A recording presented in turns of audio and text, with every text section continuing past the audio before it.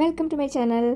ഞങ്ങളില്ലേ നാളെ ഒരു ട്രിപ്പ് പോവാണ് കേട്ടോ. അപ്പോൾ അതിൻ്റെ പുറകിലുള്ള വിശേഷങ്ങളാണ് ഇന്നത്തെ വീഡിയോയിൽ. പ്രത്യേകിച്ചൊന്നുമില്ലെന്നേ, ഞങ്ങളുടെ കുറച്ച് സംസാരങ്ങളൊക്കെയാണ്. ഞങ്ങളുടെ എല്ലാ രുദ്രൻ സംസാരിക്കാൻ ഇങ്ങനെ തുടങ്ങിയിട്ടുണ്ട്. ലിറ്റിൽ മീൻസ് കുറച്ചായിട്ട് ഇങ്ങനെ സംസാരിക്കുന്നുണ്ട്. അപ്പോൾ അതൊക്കെ ഇങ്ങനെ വീഡിയോ എടുത്ത് വയ്ക്കുക, അതിവിടെ കൊടുന്ന് തള്ളുക. അതാണ് എൻ്റെ ഇപ്പോഴത്തെ മെയിൻ പരിപാടി. ഇനിയിപ്പോൾ ഫോൺ അടിച്ച് പോയാൽ ഇവിടെ ഉണ്ടാവുമല്ലോ. എന്ത്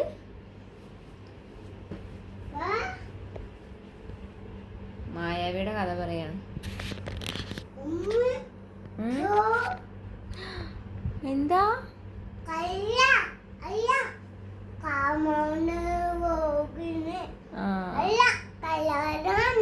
കള്ളനാണോ? കള്ളനാണോ?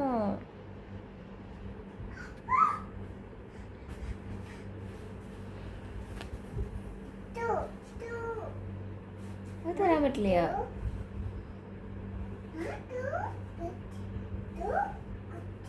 വീഴും.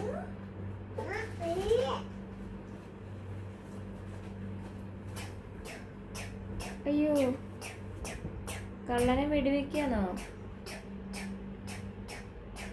ആ മതി മതി.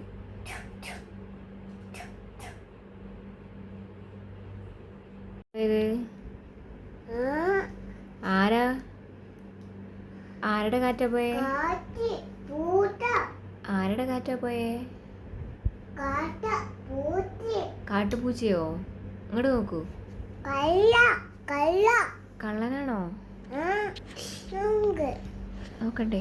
ഇൻസ്റ്റയൊക്കെ തുറന്നപ്പോൾ ബ്രെയിൻ റോട്ട് ക്യാരക്ടേഴ്സിൻ്റെ പേര് പറയലാണ് കുഞ്ഞുങ്ങളുടെ പരിപാടി. അങ്ങനെ അമ്മമാർ വീഡിയോ എടുത്തിടുന്നത് എന്നുവെച്ചാൽ നമ്മുടെ ലാലേരി എന്ന് ബാലറീനോ ക്യാപ്പച്ചീനോ അങ്ങനെയുള്ള കുറേ സംഭവങ്ങളുണ്ടല്ലോ. ഞാനപ്പോൾ ഇവന് ടുങ് ടുങ് ടുങ് സവാങ് അതൊക്കെ എനിക്ക് ഭയങ്കര ഇഷ്ടമായിട്ടു. ഇവനൊന്നും അറിയില്ലല്ലോ, എൻ്റെ കുട്ടി മായാവി മാത്രമാണല്ലോ കാണുന്നത് എന്ന് ടെൻഷൻ അടിച്ചൊരു ന്യൂജൻ മോം ആണ് ഞാൻ കേട്ടോ. എന്നിട്ട് ഞാൻ ജസ്റ്റ് ആ ഫോട്ടോസൊക്കെ കണ്ടിട്ടപ്പോൾ ഇവനുണ്ട് ഇവൻ്റെ ഭാഷയിൽ പറയുന്നു. ക്യാപ്പുച്ചിനോക്ക് ക്യാപ്പു, ലാലാലാരിനൊക്കെ ലാലാല എന്തൊക്കെയാണ് പറയുന്നു കേട്ടോ. അപ്പോൾ ഞാൻ തന്നെ ഷോക്കായി പോയി. എൻ്റെ ദൈവമേ, ഇവന്മാർക്ക് ഇതൊക്കെ അറിയാം. ഇവന് സംസാരിക്കാൻ തുടങ്ങിക്കഴിഞ്ഞാൽ ഇനിയിപ്പോൾ ഒക്കെ കേൾക്കേണ്ടി വരും. ഇനി നമുക്ക് കാര്യത്തിലേക്ക് കിടക്കാം. ഞങ്ങൾക്ക് നാളെ വിസ റിന്യൂ ചെയ്യാൻ വേണ്ടി ദുബായിലൊന്ന് പോകണം കേട്ടോ. ദുബായി പോകാമെന്ന് പറഞ്ഞു കഴിഞ്ഞാൽ ജസ്റ്റ് പോകുന്നു, എയർപോർട്ടിൽ ഇറങ്ങുന്നു, അടുത്ത ഫ്ലൈറ്റ് തിരിച്ചിങ്ങോട്ട് തന്നെ വരണം കേട്ടോ. അത്രേ ഉള്ളൂ. പക്ഷേ ഞാൻ സ്റ്റാറ്റസൊക്കെ ഇട്ടിട്ട് ഞാൻ ഭയങ്കരമായിട്ട് അതിനെ കാണിച്ചിട്ടുണ്ട്. നമ്മൾ പൈസ കൊടുത്ത് ഫ്ലൈറ്റ് കയറി പോകണമെന്നല്ലേ, അപ്പോൾ അതിന് നാളെ കാണട്ടെ. ആർക്കും പ്രശ്നമൊന്നുമില്ലല്ലോ. അപ്പോൾ അതിനുള്ള പ്രിപ്പറേഷൻസ് ആണ് കേട്ടോ. പ്രത്യേകിച്ചൊന്നുമില്ല. എൻ്റെ ബാഗ് ഞാൻ കഴിഞ്ഞ പ്രാവശ്യം പോയിട്ട് അങ്ങനെ കൊണ്ടുവന്ന് വെച്ചതാണ്. അതുകൊണ്ട് എനിക്ക് കൂടുതൽ ആൾട്രേഷൻ പണിയൊന്നുമില്ല. ജസ്റ്റ് ഉള്ളതൊക്കെ ഒന്ന് തപ്പി നോക്കി എന്തൊക്കെയുള്ളതെന്നൊക്കെ ഒന്ന് അറിഞ്ഞ് പുതിയ ടിക്കറ്റും അതിൽ വെച്ചാൽ മതി, അത്രേ ഉള്ളൂ.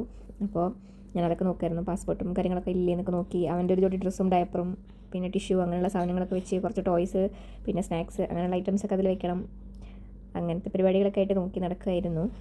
അതിനിപ്പോൾ ടോയ്സ് ഒന്നും അതിൽ വെക്കാൻ പറ്റില്ല. വയ്ക്കുമ്പോഴത്തേക്ക് ആൾക്കാർ മേടിച്ചുകൊണ്ട് പോകുന്നുണ്ട്. എന്നിട്ട് ഞാൻ പിന്നെ കുറേ കഴിഞ്ഞപ്പോൾ ഇതൊക്കെ ഞാൻ ബാഗിൽ തന്നെ ഇട്ട് വെച്ചതാണ് കേട്ടോ. അതൊന്നും ഞാൻ എവിടേക്കെങ്കിലും പോകുമ്പോൾ മാത്രം എടുത്ത് കൊടുക്കുന്ന ചില സാധനങ്ങളാണ് അതൊക്കെ.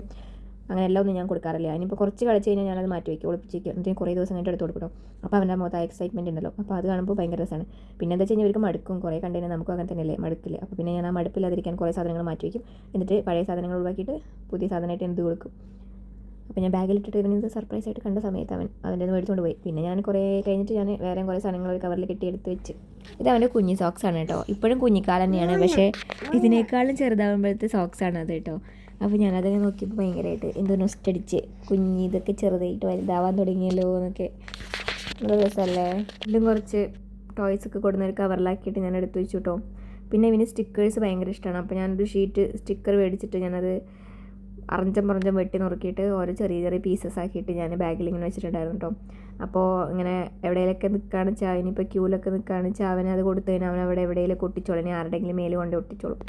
ഇനി നാളെ ഹറിബറി ആയിട്ട് എനിക്ക് കറി വെക്കാനും പിന്നെ പോയി വന്ന അതിൻ്റെ ക്ഷീണമൊക്കെ ഉണ്ടാവില്ലേ. അപ്പോൾ ഞാൻ എന്തായാലും കറി വെക്കാമെന്ന് വെച്ചിട്ട് 2 ദിവസത്തേക്കുള്ള കറി അങ്ങനെ ഉണ്ടാക്കി വെച്ച്. വെള്ളരിക്ക കറി ഉണ്ടാക്കി വെച്ചു, തേങ്ങ അരച്ചിട്ട്. പിന്നെ മീൻ വറുത്തു കേട്ടോ. മീൻ വറുത്ത് പിന്നെ ഇന്ന് തീരും, നാളത്തേക്കൊന്നും ഉണ്ടാവില്ല. അപ്പോൾ നാളെ ചിക്കൻ ഉണ്ട്, ലേശം ചിക്കൻ ബിരിയാണി ഉണ്ടാക്കണം. അതുണ്ടാക്കി വെച്ചിട്ട് പോയി കഴിഞ്ഞാൽ അവനായിട്ട് വന്നു കഴിഞ്ഞാൽ അത് കഴിക്കാം. പിന്നെ ഇച്ചിരി ചിക്കൻ ഞാൻ മാറ്റി വെച്ചിട്ടുണ്ടായിരുന്നു. അപ്പോൾ അതെടുത്തിട്ട് ഫ്രൈ ആക്കി കഴിഞ്ഞാൽ വെള്ളരിക്ക കറിയും ചിക്കൻ ഫ്രൈയും കൂട്ടിയിട്ട് തട്ടാം. അതായിരുന്നു എൻ്റെ പ്ലാൻ.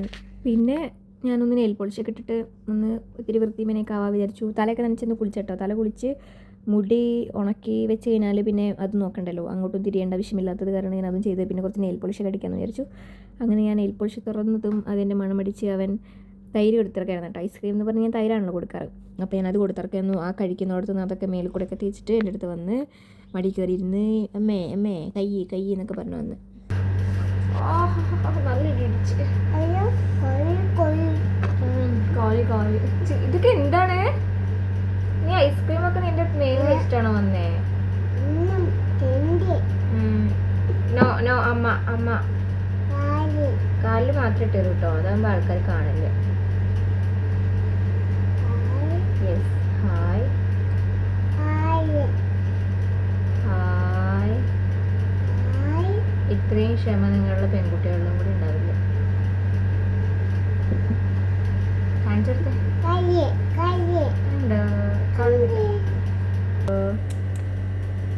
ചടാ സുന്ദരി കാല്. സുന്ദരി അമ്മ ഇടട്ടെ, അമ്മ കയ്യിലിടണം.